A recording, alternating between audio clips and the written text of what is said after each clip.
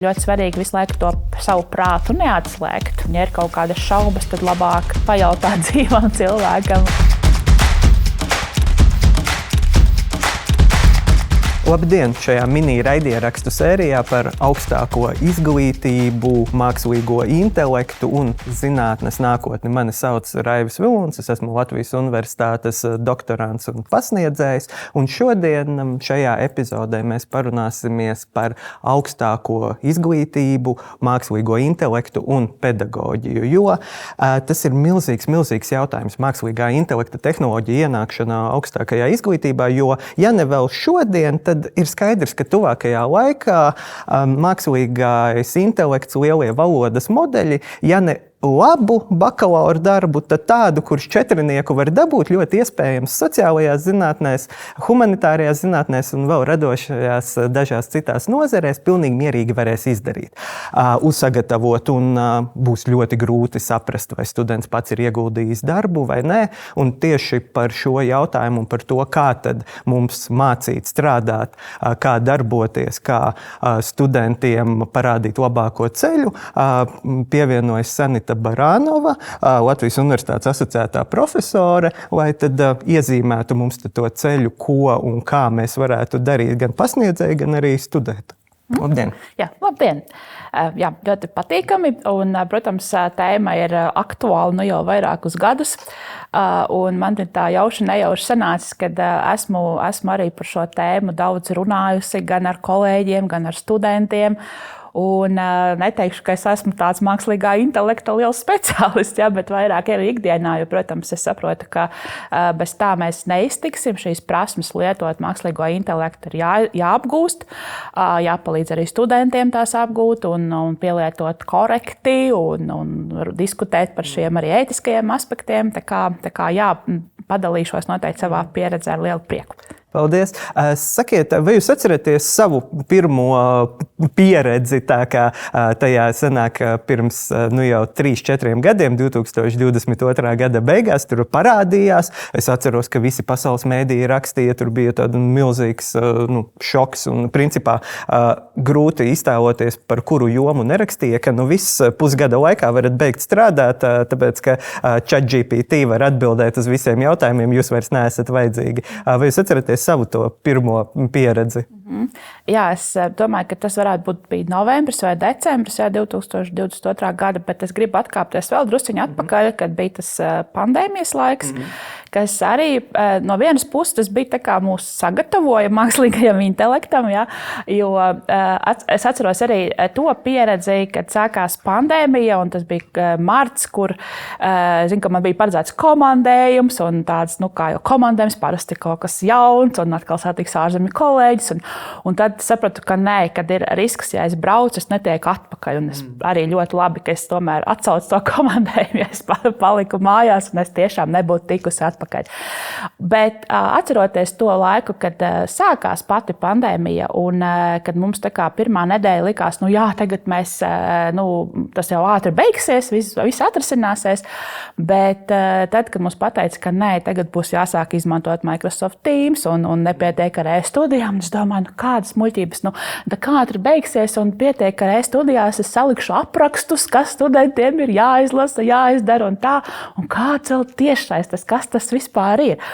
Un, jo es par Skype neko vairāk, man liekas, nebiju līdz tādu lietojis. Ja.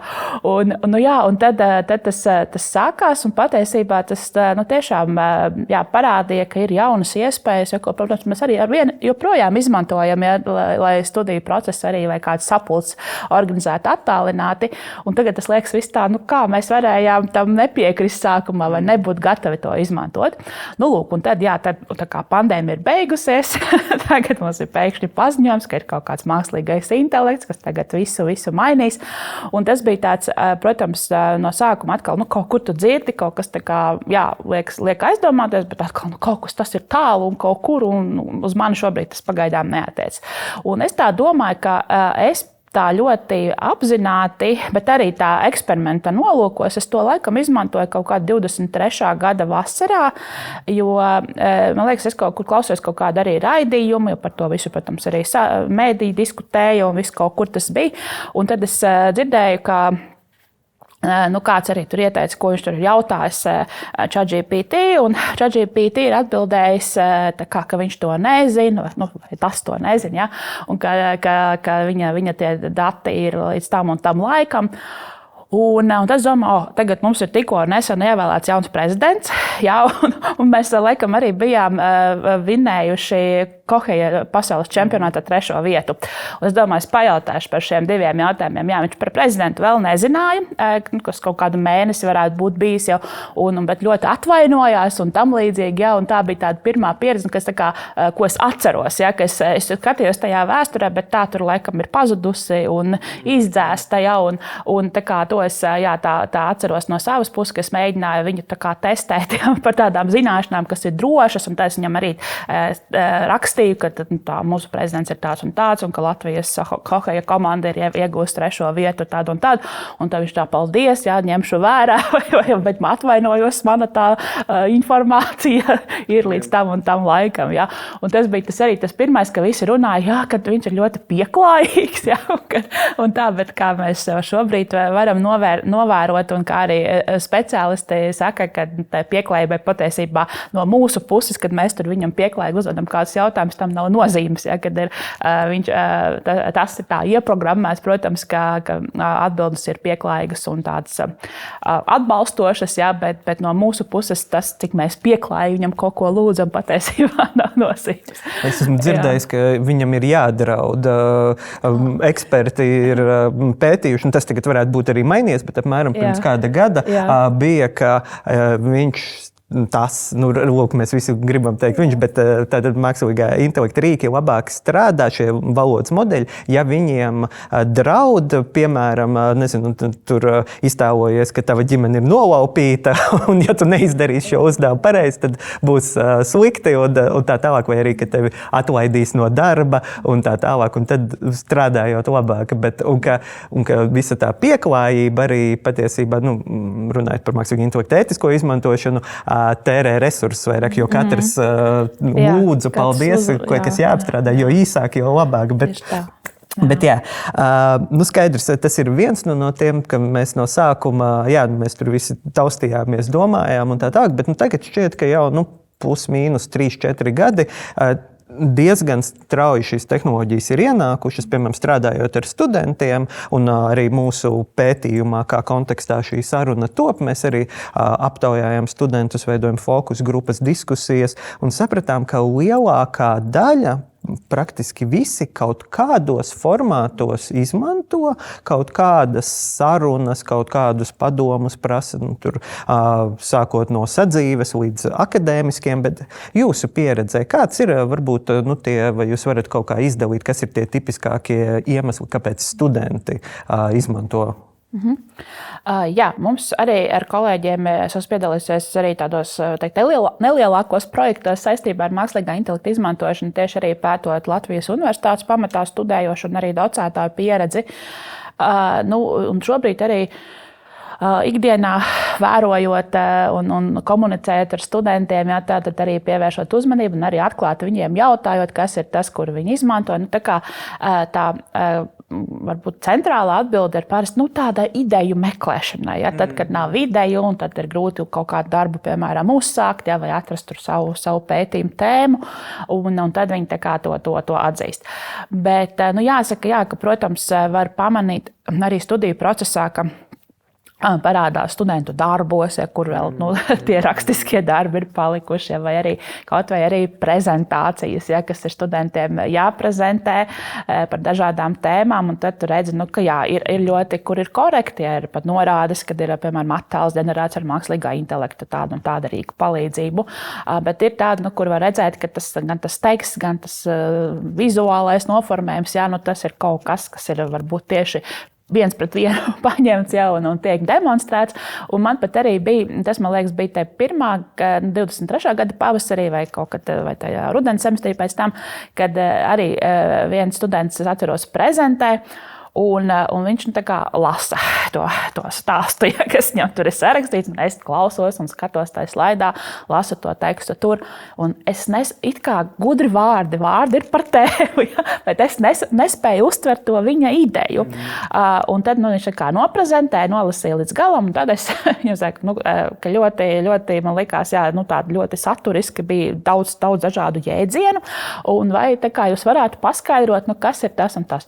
Un viņš tā lasa, viņam liku atšķirt arī to slaidu, kurā tas bija, ka īpaši tur tas apgrūtinošais, uztveri apgrūtinošais tas teksts, ja? Un tad viņš atver un es arī nesaprotu. Es saku, bet kā tad tas ir radies, ja? Un tā, es saku, vai tad bija palīgs mākslīgais intelekts? Jā. Tad arī tā godīgi atbalsta. Bet jā, tas ir pamanāms, bet kad ir šie ģenerētie teksti, vai vizualizācijas, vai arī, piemēram, vakar mums bija arī maģisdarba aizstāvēšana, un tur bija arī kur darbi, kur ir norādīts, kādā veidā, piemēram, literatūras sarakstu sakārtošanai vai, piemēram, arī pētniecības datu vizualizēšanai tiek izmantots, bet, piemēram, vienā darbā nebija tas norādīts, bija rakstīts, tad, kad ir kāda noteikta programmatūra izmantota, bet ne mākslīgais intelekts, bet, skatoties, iedzinoties tajos datos, kad negāja kopā ar to tekstu, kas ir tekstā un kas ir tajā attēlā, un tas, protams, raisīja šos jautājumus. Bet, protams, arī tāpat ir, es domāju, gan studenti, gan docētāji daudz izmanto, piemēram, arī kādiem tulkošanas darbiem, valodas eģeģēšanas darbiem. Šobrīd, ja mēs visi tieks, un tā nav angļu filologi, kas arī zinātniskie raksti, kā zinās, jāraksta lielākoties angļu valodā, lai tie būtu atzīti un novērtēti. Un tad patiesībā, ja kādreiz mēs ļoti izmantojām šos proofreading pakalpojumus, kad tas valodas nesējs, kuri piedāvājumi ļoti dārgi. Kuri parasti ļoti dārgi, ir ļoti labi, ja tev izdodas atrast kādu kolēģi, kurš ir arī ārvalstīs dzīvošana, kurš ir speciālists tiešām un tā, kurš par saprātīgu samaksu to dara. Bet šobrīd, ja pašam ir tā zināšanas, tad būtībā tu ar tiem rīkiem vari ļoti labi tikt galā, un tas ir tāds atbalsts. Tā kā, man liekas, tādi vairāk par šiem tekstu, bet tas ir, domāju, tā kā par studenti.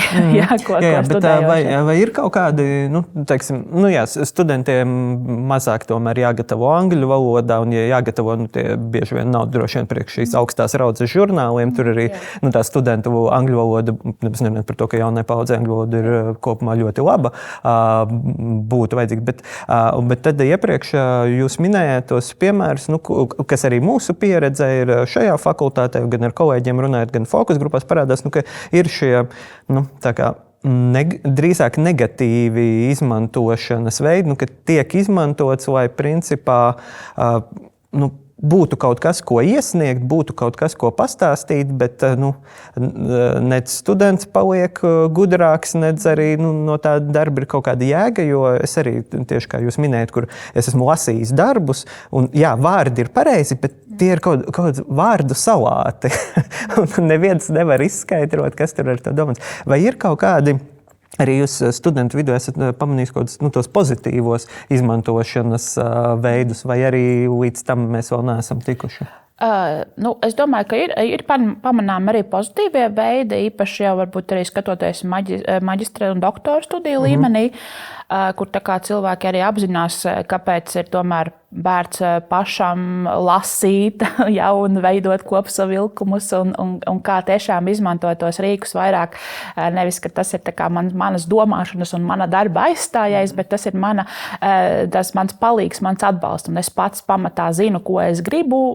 Ja mani neapmierina atbildes, vai lieku mierā, vai meklēju varbūt citu rīku. Un tas ir tā kā vērojams, ka ar tiem studiju līmeņiem, tā kā, manuprāt, kopumā pieaug tā izpratne un arī tas lietojums ir tas tādā pozitīvā veidā, kas, kā teicu, ka nav aizstājējis cilvēka darbam un primāri domāšanai, viņa viedoklim, viņa skatījumam, bet tas ir kā tāds tiešām palīgs atbalsts. Un tad arī parasti, tagad ir arī ļoti, ir dažādas, piemēram, vai kādas arī docētā īstenībā savos kursos mēs norādām, kā tad būtu korekti atsaukties uz, kad ir atļauts, bet ir kaut kādi ierobežojumi. Un tad arī norādot, kāds ir tas veids, kā piemēram, atsaukties. Un arī mums nesen, piemēram, tika aktualizētas maģistra darba izstrādes prasības, kur arī viens no tiem, kāpēc bija jāaktualizē iemesliem, arī bija saistīts ar mākslīgā intelekta ienākšanu. Un tas, ka mēs neaizliedzam, bet, piemēram, ievadā vai noteiktās daļās ir jāatrunā, tad jānorāda, ka tas un tas tika izmantots tādā un tādā veidā, ja, un tad visiem ir skaidrs. Un dažkārt ir, kad students norāda, mākslīgais intelekts ir izmantots, ja, bet aizmirst to precizēt, ja, vai kāds bija uzvednes vai kādā tieši tai nolūkā. Bet tā kā parādās, ka tas arī kā atbalsts tiek izmantots. Bet tas ir, es arī domāju, ir ļoti liela nozīme mums pašiem kā docētājiem, ka mēs arī, protams, mācāmies, jau mēs par to arī atklāti runājam, kāda ir mūsu pieredze, ja, vai kā, piemēram, kā tās atsauces korektāk noformēt. Un arī 2023. gada pavasarī, laikam tas bija, ja, kad mēs ar vairākiem kolēģiem no dažādām fakultātēm arī bija viena no tām darba grupā par mākslīgā intelekta vadlīniju un es tā vēl arī kaut kad nesen pārskatīju tās vadlīnijas, ik pa laikam sanāk arī iemest aci, kā saka, un liekas, ka tās pamatlietas jau tā kā nemainās. Pamainās kaut kādas prasības, ko norādīt, ja mums ir bijušas arī diskusijas, un tajā pašā maģistra darbā, piemēram, būtu jāraksta, ka mākslīgais intelekts ir izmantots, piemēram, anotācijas, tur, nezinu, varbūt tulkošanai vai gramatikas vai teikumu konstrukciju uzlabošanai, ja, vai cik tālu, cik detalizēti. Ja, un tā kā tas arī nav tāds daudziem jautājumiem, bet nav viennozīmīgas atbildes. Ja, bet jā, kopumā. Lietojot, izmantojot, gūstot to pieredzi, arī mēs varam ieteikt, kā ir labāk, kā būs pareizāk. Ja? Un arī katram pašam individuāli, ja cilvēks ir domājošs, reflektējošs, tad viņam arī rodas kaut kādas sprieduma atziņas par to, ka, kā tad būtu labi rīkoties. Vai arī, ja man ir šaubas, es tad aprunājos ar kādu savu studiju biedru vai ar docētāju ļoti labā gadījumā. Ja? Bet, jā. Bet vai šis rīks pats par sevi nav tāds, kas traucē tam domāšanas procesam, jo šeit pat es tīri no savas pieredzes varētu teikt, ka dažkārt es palūdzu tur uztaisīt kaut kādus kopsavilkumus vai savākt kaut kādu informāciju no interneta, pat ne akadēmiskiem mērķiem, tīri kaut kādiem varbūt privātiem un tā tālāk. Un tad es pats piefiksēju, ka es izlasu to tekstu un man kaut kur iztrūks tas darbs, ko es veiktu, ja es, piemēram, palasītu kaut vai Wikipēdiju, kaut vai kaut kādu masu mēdīju rakstu, kaut ko tādu un saliktu kaut kādu secinājumu kopā. Bet šķiet, ka tas pats rīks kaut kādā veidā aizstāja daļu no smadzeņu funkcijām. Kādas jūsu domas par to? Vai tur nav kaut kāds tāds risks, ka mēs kaut kādā ziņā atdodam ļoti svarīgu smadzeņu darbības daļu? Jā, tas jā un nē, jā, jo atkal viss ir atkarīgs no katra paša cilvēka. Un arī paskatoties, jo pētījumi, protams, šobrīd ir ļoti daudz par šīm tēmām, un ir atbildes pētījumos nav viennozīmīgas, jo ir pētījumi, kuri atkal tur kas ir tā bāze, jā, un arī tur ir dažādas vēl intereses pa vidu, un tad izšķitināt, kur tad ir tā taisnība, tad kaut kur pa vidu. Un tas, ko es kā izglītības zinātņu pētnieks varu teikt, ka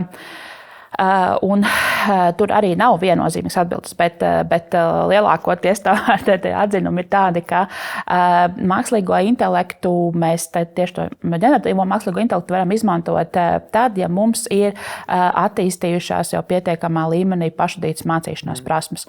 Kad mēs tā kā jau spējam saprast, ka tagad patiesībā es neko pats nemācos, ja es nedomāju, es tikai, kā arī jau kolēģi teica, kad viņiem tur arī, ka bērni skolās mācās, ja, kad ir tā, ka principā, jebkurš jautājums, vai tas ir par ikdienu, vai tas ir par mācību procesu kaut kas, jau uzreiz momentā jājautā ir mākslīgam intelektam, jo pats vispār nepieslēdz domāšanu, ja.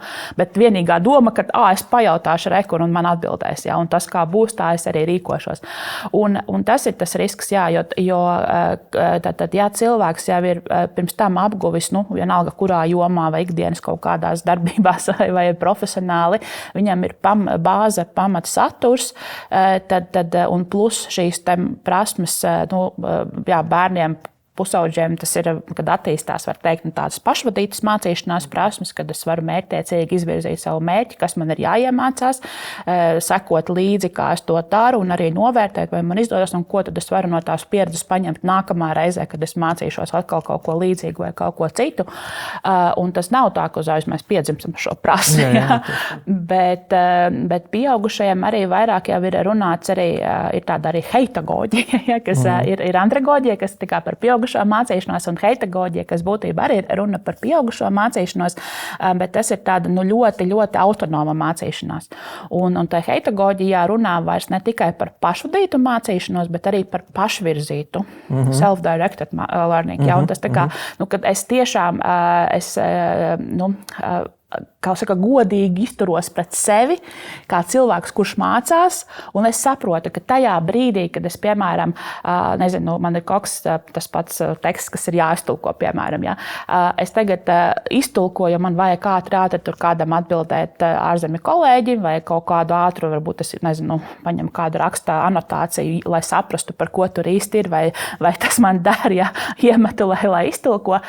Ja tas ir tā vienu reizi, un es tiešām, tas ir tādam priekšstatam ātri man vajag saprast, ja nav laika tur iedzināties lasīt, bet ja tas atkārtosies visu laiku, ja es tikai rakstīšu savus tekstus un tikai tulkošu un tikai sūtīšu to, kas tur ir sanācis un nepārlasīšu un tā, es jau nemācos, ja, un tas man ir pašam jāsaprot, ja, vai arī kādam, kurš mani mācies, esmu vēl bērns, ja, tad kādam tas ir jāpalīdz saprast, ka tu tādā veidā neiemācies neko.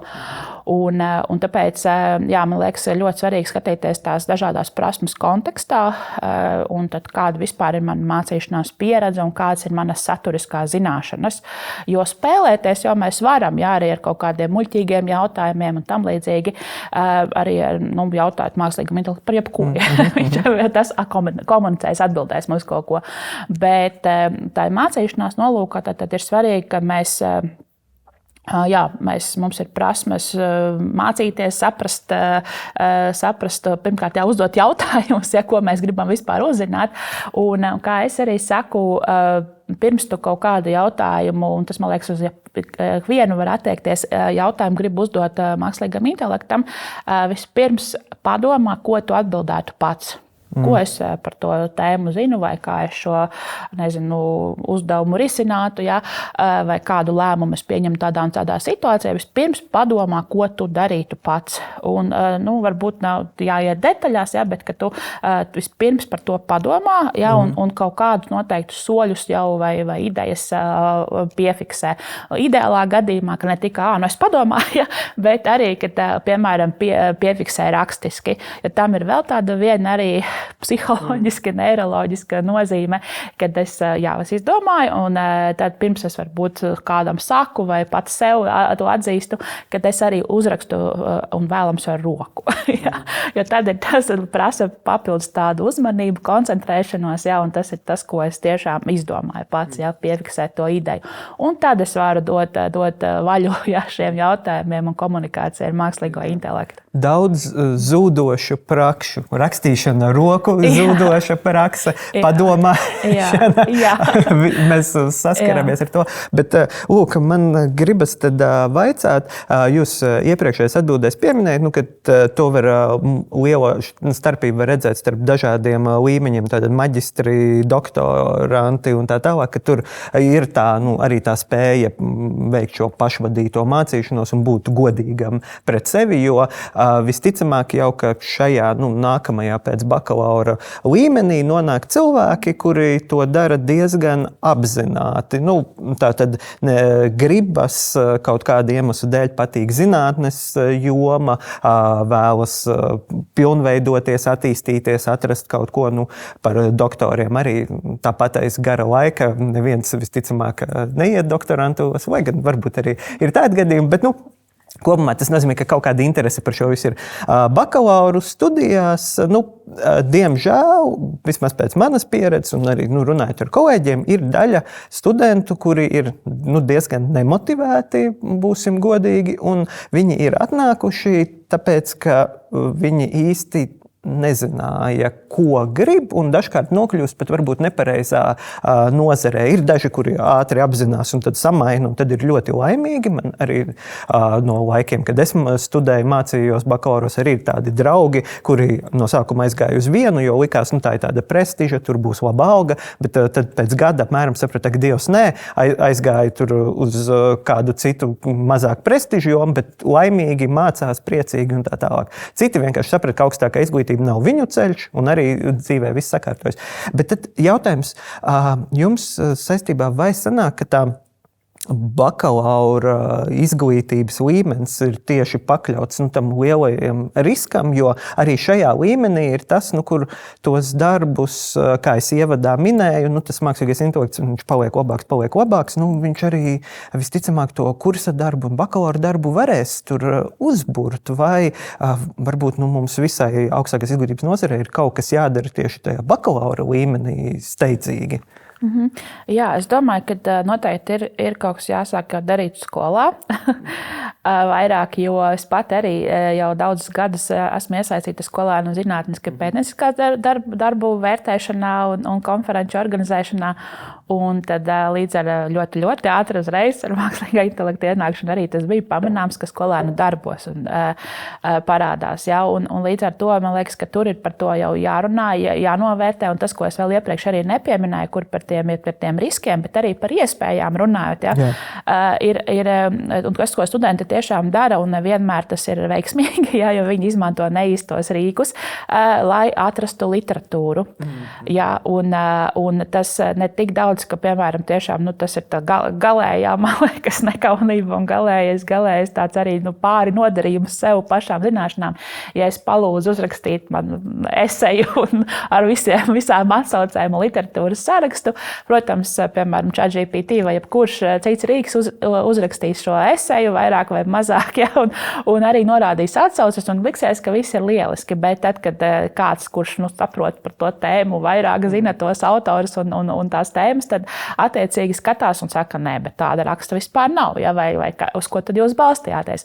Un tas ir tāds liels arī izaicinājums, un kas būtībā, jo tad, kad jau gan skolas laikā, gan pamatā arī, protams, pamatstudijās, ja, bakalaura vai īsā cikla studijās, ja to, tad tam ir jāpievērš papildus uzmanību, jo tad, kad tie jau cilvēki, kas tiek līdz maģistrantūrai, doktorantūrai, tad lielākoties viņi tā kā jau ir sapratuši, ja, to mācību. Bet pamatstudijās, un es arī, piemēram, šajā rudens semestrī arī bija kurs pie īsā cikla studiju programmas studentiem.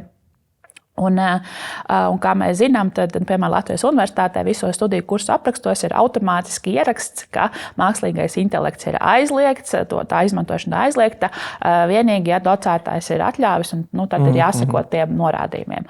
Un tā pirmā uzdevumā es arī to uzsvēru, kas bija tāds neliels, salīdzinoši īsts, analītisks, rakstisks darbs, kur es uzsvēru, ka šeit ir tātad izmantotā literatūra, ja, un ieteic avotus, un šeit jūs nedrīkstat izmantot mākslīgo intelektu, ka tas tā arī, ka tātad nedarbinam mākslīgo intelektu. Protams, tātad nevienam klāt mēs nestāvam, un studenti domā, ka es neko nesaprotu. Ja? Bet tad es arī pēc tā pirmā darba es viņiem arī uzsveru, ka tā ir mācīšanās pieredze, un ka tāpēc mēs izanalizēsim tādus apkopotus tos rezultātus, galvenās problēmas, kļūdas, izaicinājumus. Un tad es viņiem skaidroju, kā es tomēr pamanu, ka tas ir mākslīgais intelekts, vai kā es ieraugu, ka ir izmantots, it kā bibliogrāfijā ir norādīts kāds žurnāla raksts, vai grāmata, bet reāli nav tāda autora, nav tāds žurnāla varbūt pat vispār. Ja?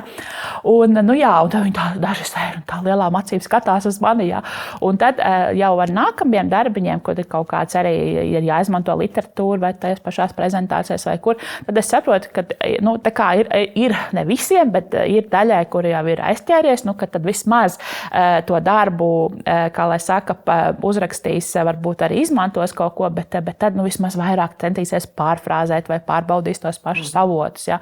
Tā kā jā, tas ir noteikti pamatstudijās, man liekas, ir docētājiem arī tāds papildus uzdevums pievērst tam arī skaidrojumam vairāk laika, kā tad mēs, kāpēc tas ir svarīgi. Ja?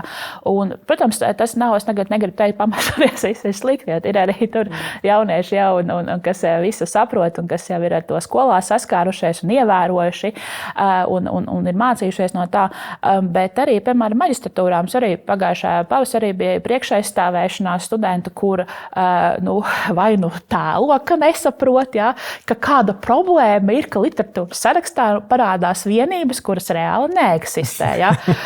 Tad saka tā, bet man ChatGPT sakārto literatūras sarakstu. Bet mēs sakam, bet atbildīgs esi tu, nevis ChatGPT, jo kur mēs viņu atradīsim, kur viņš mums tagad ir, ka mēs viņu, lai izsauktu pie sevis. Esi atbildīgs tu, kā tu to izmantoji. Ja? Un atkal ir lielas acis un tā, labi. Daži saka, ka sapratīs, mācīsies, labosies, bet citi atkal, ka ne, ka viņi paliek pie sava, bet kā mākslīgais intelekts man tā nepareizi ir kaut ko tagad izdarījis. Ja? Jā. Jā, tur ir tas, man šķiet, risks, jo tā pārliecība arī vēl viena lieta, ka šie rīki spēj iedvest pārliecību, ka tā informācija ir pasniegta, jo, piemēram, ja mēs sarunājamies, mēs mēdzam savā sarunu valodā iekļaut kaut kādus vārdus, vai vienkārši kā mēs veidojam to struktūru. Ja mēs neesam pilnīgi droši, tad mēs sakam, varbūt tas tā varētu būt, vai arī es esmu kaut kur to lasījis, bet iespējams ir citādāk. Un tam līdzīgi turpretī visa informācija, ko šie rīki pasniedz, ja vien nav speciāli uzlikti nosacījumi, jo es piemēram, savā izmantošanā tur ChatGPT varu norādīt, kā es gribu, lai atbild, es esmu norādījis, ka ja tev nav pieejama informācija, lūdzu atzīsties un tādas lietas, bet tik un tā tur visādi brīnumi gadās. Bet, lūk, es par to domāju, vai tad sanāk, ka mums pasniedzējiem varbūt ir jāatgriežas, jūs sākāt savu stāstu ar to pandēmijas laiku, un pandēmijas laikā mēs daudz digitalizējāmies visi. Mēs visi bijām spiesti, un tad mēs arī pārveidojām ļoti daudz kursus, vai kā mēs pasniedzam daudz elektroniskie testi. Es teiktu, lielāks uzsvars uz to pašvadīto mācīšanos bija. Tas, domāju, ka korekti būtu teikt, ka tajā laikā ir sevišķi, vai ne? Tad mēs arī atgriežoties, man šķiet, ka turpinājām šo tādu, un vispār kopumā to paļaušanos, ka studenti tiks galā izdarījis, un tā, bet varbūt, ka ir jāatgriežas pie tādām klasikām, biļešu vilkšanas, mutiskie eksāmeni, rakstiskie eksāmeni, kur, kā es atceros, kad es studēju, mums pat tajā laikā mobilos telefonus viens pasniedzējs lūdza salikt kastē, ieejot uz eksāmenu, un tad telefonu varēja paņemt, ka tu gāji prom. Vai ir pie kaut kā tāda jāatgriežas, tajā bakalaura līmenī? Jā, es esmu lasījis gan vairākus tādu starptautisku organizāciju vai ziņojumos, vai arī pētījumos, un arī ar kolēģiem ir bijušas vairāk kārt tādas sarunas, ka tas viens no tādiem risinājumiem varētu būt, un arī vēl nesen noklausījos arī vienu podcastu ar profesoru Zandu Rubeni, savu kolēģi, kuru arī runā par kritisko domāšanu un lasīšanas nozīmi un tā, un man patika arī, kā viņa to tā kā konceptualizēja par to atgriešanos pie tās rakstīšanas, varbūt klātienē ar roku, vai arī, piemēram, sarunas, eksāmenas sarunas vai tātad biļešu vilkšanas un atbildēšanas mutiski. Un kad tā kā uztver to, ka tas nav kritiens atpakaļ, ka mēs tagad atgriežamies viduslaikos, bet ka tas ir uz priekšu, Jo patiesībā tātad, tīri, lai nezaudētu cilvēks to savu intelektuālo kapacitāti, par ko mēs iepriekš runājām, ka patiesībā tātad, tas mutiskais pārbaudījums, tas ir daudz vairāk tev dot pārliecību par to, ko tu tad reāli zini, kā tu to vari izskaidrot, pamatot, diskutēt, kad nav tā kā noslēpšanās aiz tā ekrāna vai kaut kādu vēl neatļautu palīga līdzekļu izmantošana. Tā kā, es domāju, ka viens no tiem risinājumiem jau šobrīd ir un būs arī turpmāk vairāk tāds, es pat teiktu arī, pārēj uz mutiskajiem darbiem vai uz rakstiskajiem darbiem uz vietas, bet arī man ļoti patīk pašai kombinētie uzdevumi, kad arī kaut kāds starppārbaudījumi, kaut kas ir jāuzraksta, un tad es zinu, labi, izmantos. Es varbūt teicu, ka nav ieteicams vai nav atļauts, bet izmantos. Bet tad atnākot uz auditoriju, tad vai individuāli vai grupās ar to, kas ir sadarīts mājās, tad ir kaut kas jādara, un tad parādās kaut kādas idejas, un es saku, labi, interesanti ideja, bet kur jūs to ņēmāt? Kas ir autors? Uz ko jūs atsaucaties? Un tad ir tā, es tur tā, skaidrs, labi, Un tad ir tā, atkal tā ir tā mācīšanās, kas, piemēram, starppārbaudījumos iespējama. Protams, tas atkal, arī par ko līdzās šīm idejām par atgriešanos pie rakstiskajiem vai mutiskajiem pārbaudījumiem tādā autentiskā stilā. Uzreiz ir jautājumi īpaši par mutiskajiem pārbaudījumiem, ir ļoti daudz studentu, tad pienāks pastardiena, kamēr mēs viņus visus uzklausīsim, iztincināsim. Atkal ir jārod tie risinājumi, jo nav jau visās grupās vai visur, kur ir daudz studentu. Ir arī nelielākas grupas, tur tā kā skaidrs, bet tad mēs arī varam, piemēram, tur, kur ir lielākas grupas, mums arī ar kolēģi arī radās tāda viena ideja, jo pirms vairākiem gadiem, kad vēl nebija tas mākslīgais intelekts tik mūs visus aptveroši, bet tīri tāpēc, kad mēs bijām gatavojušas kursus tādu 30 studentu grupu, un pēkšņi mums ir 90. Un ko mēs tagad darīsim? Jo mums bija paredzēta gan rakstiskā, gan mutiskā eksāmena daļa. Un tad mums radās ideja, ka rakstiski viņi raksta individuāli, bet mutisko viņi gatavo, mēs sadalām grupas, viņiem ir jābūt radošiem, jāatrod kaut kāds kopsaucējs tajās viņu interesēs, pētījumos, un tad viņi gatavo stundas laikā prezentāciju. Un tad, un tas ir tāds, tad, kad mēs arī dzirdam, ko tad viņi par to saka, kā viņi spriež, ne tikai, kas ir sarakstīts.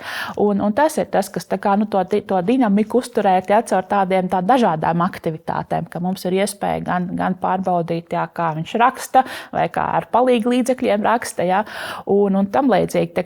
Vai arī ir, piemēram, arī kolēģi, kur arī jau pašā sākumā viņa bija pateikusi arī maģistrantiem, doktorantiem, ka viņas uzdevumu, viņa saglabā savu referātu, jo tur ir runa par izglītības vēsturi, un ka tur referāts ir tāds arī vajadzīgs, vai doktorantiem tas, laikam, tāds ir tā kā raksts zinātnisks arī tādā formā. Bet viņa teica, es jums atļauju mākslīgo intelektu izmantot, bet tad uzdevumam nosacījumi ir tādi. Tad ir jāuzraksta, kāda bija uzvedne, ko tu paņēmi, ko tu neņēmi, kāpēc.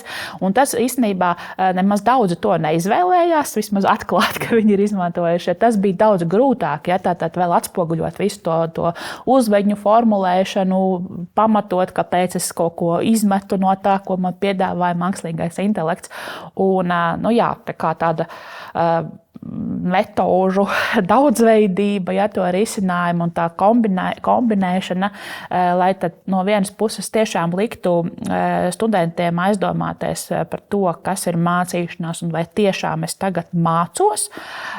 Un otrs arī tātad, kad šīs pārbaudas formas arī tāda analogija, kad man nevis, lai formāli jūs būtu aizpildījuši testu, viss ir lieliski, bet kad es pieļauju, ka kaut kādos brīžos jūs tur kaut ko varat, varbūt arī krāpties vai mazliet negodīgi būt attiecībā pret mani un pret sevi, bet tajā pašā laikā tātad, ka ir kaut kāds, tās tie veidi, kā es varu konstatēt, ka, piemēram, kaut kas nav līdz galam, kaut ko cilvēks nav, viņš pats pats to nav izdomājis un izpratis un nespēja to pielietot, ko varbūt ir ļoti skaisti un gudri aprakstījis.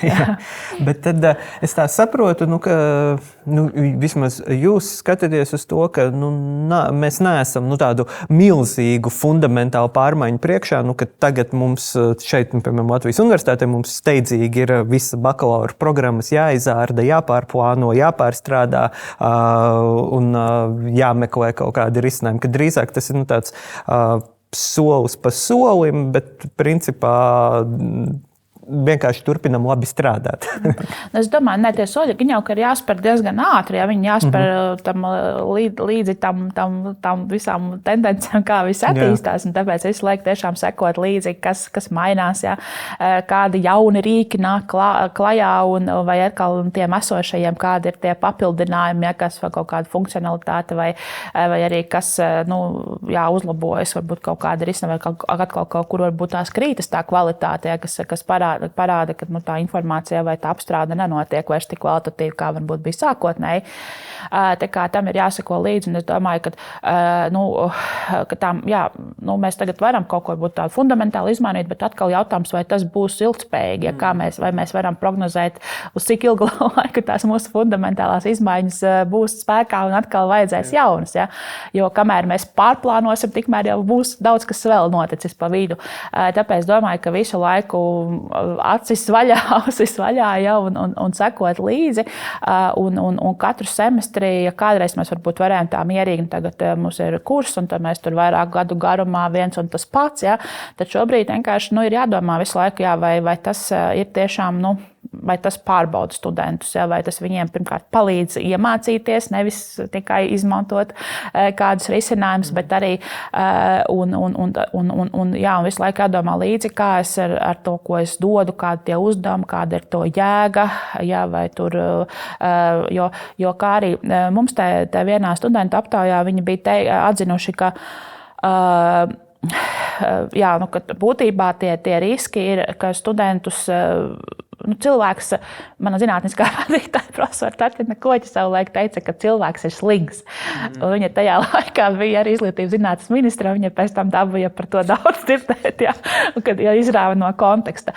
Mēs esam, protams, ja man ir pieejams rīks, kāpēc man tagad pašai tur jāpopulus kaut kas jāizdomā, vai jāsastrukturē, vai jāiztulko, taču ir, vai ne? Un arī studenti saka, kad ir tie rīki būtībā motivē viņus uz tādu drusku motivē uz slinkumu, jā, motivē uz to, ka taču rekur ir. Jā. Un atkal tāpēc ir svarīgi tā paškontrole, kad es saprotu, ka tagad stop. Jā. Es jau esmu pietiekami daudz bijis tajā pavadā. Man tagad ir, vai es pats tā domāju, kā es pats vispār saprotu to saturu, to tēmu. Ja? Un tā milzīgā tāda paškontrola. Un tas, man liekas, arī es esmu to lasījis pētījumos, un arī no mūsu pētījumiem, kas vairāk tās bija aptaujas gan docētāju, gan studentu, arī tas parādījās, ka pieaug nozīme tām saucamajām caurviju prasmēm. Ja? Tās prasmes, kuras ir par to cilvēcisko, par saskarsmi, par komunikāciju, par to, ka mēs praktizējam šīs lietas ne tikai digitālā prasme arī viena no tām, ja? bet būtībā vairāk šīs cilvēks prasmes un ka tas ir tā sasaiste, ja? Kas mums tā kā palīdz, lai mēs galīgi neiepeldam tikai tajā mākslīgā intelekta radītās informācijas jūrā. Un ka mēs tomēr paliekam vēl virs ūdens un varam. Jā. Man šķiet, tur ir tas risks, it sevišķi, ja trūkst tās motivācijas, bet varbūt vai mums būtu nepieciešams vai jau vidusskolas posmā vai universitātē veidot vispār vai atsevišķu mācību stundu vai kursu kaut kādu mākslīgo intelekta izmantošanas kompetenci attīstīšanai, jo, kā jūs sakat, ja mēs veicināsim tādu kā izpratni par to, tad arī visticamāk samazināsies tas skaits studentu, kur jūs minējat, ka spītīgi saka, bet mākslīgais intelekts tā pateica, tā tas ir, ka Mēs parādīsim arī, piemēram, šādā kursā vai kaut kur parādīt arī gan iespējas, gan trūkumus. Vai tur varbūt ir jādomā tādā virzienā, ka tas ir jauns mācību priekšmets kaut kur, kaut kādā posmā? Jā, es domāju, ka pirmkārt es arī nevēlu pieminēt par tām caurviju prasmēm vai augstskolas kontekstā. Varbūt arī mums ir vairāk ierunāt par caurviju kompetencēm. Es teiktu, ka digitālā, bet mākslīgā intelekta šobrīd vairāk tiek lietots tas jēdziens pratība, ir būtībā viena no šīm caurviju prasmēm vai kompetencēm. Jā, atkal tur kā mēs cik plaši vai šauri skatāmies, ja tas jēdzieni ir dažādi, bet tā būtība ir svarīga to. Un tāpēc, ja runā par tām caurviju prasmu integrēšanu studiju procesā, tad ir vairāki ceļi. Būtībā pamatā divi ceļi. Jā, vai mēs ejam tā, ka ir atsevišķi studiju kurs, tad, piemēram, par mākslīgā intelekta pratības vai prasmi veicināšanu. Bet otrs variants ir tas, kad mēs piedāvājam katrā kursā to integrēt. Un tad ir ļoti svarīgi, lai nenotiek, kā dažkārt notiek ar caurviju prasmēm, kad mēs visi zinām, ka ir jāveicina sadarbība, komunikācija, prezentācijas prasmes, un kas mums tur vēl, bet tajā pašā laikā, tas jau, tur gan jau kāds cits kolēģis par to vairāk, man ir tas saturs, man taču tas saturs ir jāaizņem, es taču nevaru tur veltīt laika tagad tur diskusijām, un vai pievērst uzmanību tik daudz tur, kā tur prezentēt vai kā tur komunicēt un tā. Un to, lai citi dara. Un tāpēc ir ļoti svarīgi arī, ka tā piemēram, programmas ietveros vai ideāli vēl fakultātes un visas universitātes ietveros, ka tā docētājiem ir tāda regulāra komunikācija arī par šiem jautājumiem, kur mēs tad arī dalamies, ka kā tad es savā kursā mērķtiecīgi šo prasmi veicināšu caur kādiem uzdevumiem. Ja? Tāpēc gan tāda formāla, gan neformāla un tāda būtībā mācīšanās savstarpēja, kad mēs dalamies ar to, kā es to daru un vai tiešām es to daru. Ja, un tad tajā diskusijā ar tiem kolēģiem un arī studentiem pašiem mēs varam kaut ko secināt. Ja? Bet, protams, lai es varētu to veicināt, man pašai ir tā prasme jāattīsta, un jāiet laikam līdzi. Un šeit noteikti mēs arī varam daudz ko mācīties arī no studentiem. Tāpēc ir svarīgi, ka mēs tā kā neizliekamies, ka mēs jau neizmantojam, bet mēs vienmēr pazīstam. Ja? Mēs arī dalāmies ar savām veiksmēm, neveiksmēm vai kādos brīžos mēs, piemēram, neizmantojam. Jo tas, ko es noteikti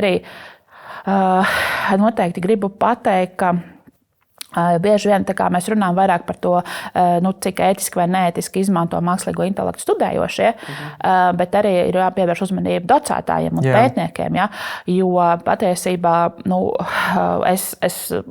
tas iekšējais kaut kāds tas morālis, nezinu, tas stāvoklis ir tāds, kas man, piemēram, nemūžam neļaut ievadīt, nezinu, kaut kādā rīkā, piemēram, studenta darbu, un tagad, nezinu, izlabot tur kļūdas vai kaut ko atrod. Ja? Bet ir tādi gadījumi konstatēti, kur docētāji varbūt apzināties, neapzinoties, bet viņi arī atklāti pasaka, kā es tavu darbu ielaidu ChatGPT, tev tur ir tādas problēmas jāatrisina tajā darbā. Ja? Un tad ir tāds, ka tas ir kategorisks nē, ja? Ka mēs nedrīkstam ne studentu darbus, ne datus, ne universitātes datus, tad šie rīki, kas ir publiski pieejami. Ja? Un tāpēc par to arī tad paralēli ir šīs docētāju mācības, par šīm tēmām un sagatavošana, un arī studentu. Ja? Bet es domāju, ka varētu būt dažādi ceļi. Un šobrīd es zinu, ka es pieļauju, ka arī citās fakultātēs, manā fakultātē, izglītības zinātņu psiholoģijas fakultātē, mums ir vienā maģistra programmā, vismaz vienā maģistra programmā ir tieši par mākslīgā intelekta izmantošanu izglītībā kurs, kas ir pirmo reizi tagad realizēts šajā semestrī, veiksmīgi noslēdzies ar studentu arī reālu izstrādātu produktu vadlīnijām skolotājiem, un dažādiem metodiskiem ieteikumiem. Nav viens pareizais veids, bet noteikti ir vērts padomāt, vai programmas ietvaros ir vajadzīgs jauns kurs, vai arī tad ir vajadzīgs vairāk varbūt domāt par šo integrēšanu dažādos kursos, dažāda satura kontekstā to skatīties.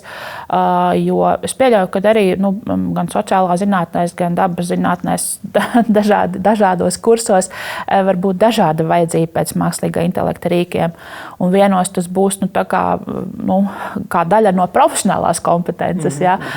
Līdz ar to tas ir atkal cits stāsts. Ja? Bet arī tās vispārīgās lietas, lai saprastu, kā tas strādā, ko nozīmē šī uzvedne, kāda ir atbildība, ko es tur ievadu, ko es tur sniedzu šo informāciju arī tam rīkam. Tas būtībā ir, man liekas, tomēr tāds katra studiju kursa un katra docētāja uzdevums. Bet savstarpēji saskaņojoties, nevis tā paļaujoties, kā gan jau labi, kāds kolēģis tur tas ir gudrāks par to, un tad jau viņš tur visu izstāstīs, ierādīs.